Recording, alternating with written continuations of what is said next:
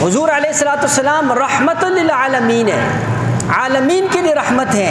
حضور جس طرح انسانوں کے لیے رحمت بن کر آئے، اسی طرح حضور جانوروں کے لیے بھی رحمت بن کر آئے۔ آپ سیرت اٹھاؤ، آپ حدیث کا ذخیرہ دیکھو، آپ حضور علیہ الصلوۃ والسلام کی تعلیمات دیکھو۔ اللہ کے نبی علیہ الصلوۃ والسلام نے جانوروں کے بھی حقوق بیان کیے، جانور کا حق بیان کیا اللہ کے نبی علیہ الصلوۃ والسلام۔ حدیث کے اندر آتا ہے مستند، فرمایا کہ ایک صحابی سواری کے اوپر جا رہے ہیں، کسی دوسرے نے روک کر آپس کے اندر بات چیت شروع کر دی۔ اللہ کے نبی علیہ الصلوۃ والسلام کی نظر پڑی، فرمایا کہ اے فلانے، اس سواری سے اتر کر بات کرو، اس سواری سے اتر کر بات کرو، تاکہ جتنی دیر تم آپس میں بات کر رہے ہو اتنی دیر اس سواری کو جو ہے وہ آرام اور سکون ملے۔ حضور علیہ الصلوۃ والسلام تو سواری کو یعنی اس کے اوپر اتنا بھی جو ہے نہیں برداشت نہیں تھی۔ اور مشکات کی روایت کے اندر آتا ہے اللہ کے نبی علیہ الصلوۃ والسلام نے فرمایا، حضور علیہ الصلوۃ والسلام نے وعید ذکر کیا جانور پر ظلم کرنے کی۔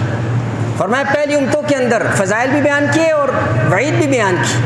پہلی امت کے اندر فرمایا ایک عورت ہے اور نیک عورت ہے، نیک عورت بلی پالی ہوئی لیکن اس کا خیال نہیں رکھا، اس کے کھانے پینے کا خیال نہیں رکھا، وہ بلی بھوک اور پیاس کی وجہ سے مر گئی۔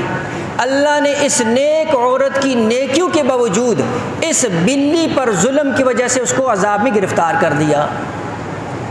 اور اسی کتاب کے اندر اللہ کے نبی علیہ الصلوۃ والسلام نے فرمایا ایک فاحشہ عورت ہے، گنہگار عورت ہے، اور کنویں پر پانی پینے کے لیے ایک پیاسے کوے پر نظر پڑتی ہے، اپنا جوتا جو ہے اس کنویں کے اندر کسی طرح اس کے اندر سے پانی نکالا، کتے کو پلایا۔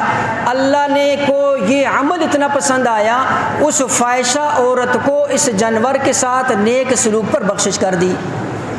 اللہ کے نبی علیہ الصلوۃ والسلام نے جانور کے حقوق بیان کیے۔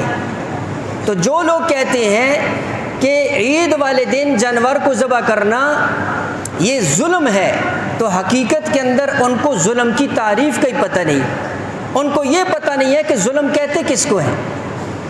اور اللہ کے نبی علیہ الصلوۃ والسلام، اب مستند روایت ہے، حضور علیہ الصلوۃ والسلام نے فرمایا کہ جب بھی تم میں سے کوئی جانور کو ذبح کرے تو اس کو چاہیے کہ اپنی چھری کو اچھی طرح تیز کر لے تاکہ جانور کو کم سے کم تکلیف ہو۔